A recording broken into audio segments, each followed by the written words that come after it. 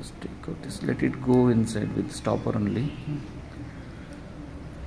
It's fine, I think. It's fine, almost it's easily, it's going. That's now it's tight, it will take out, okay? The driver now. Aramiri, Ketan avare.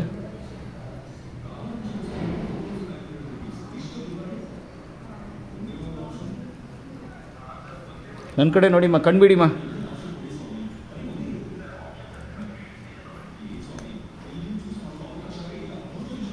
Getting good torque also. It's very nice.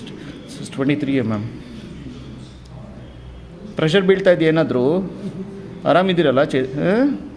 ಏನು ತೊಂದರೆ ಇಲ್ಲ, ಆರಾಮಿರಿ. ಆಯ್ತು, ಮುಗೀತು.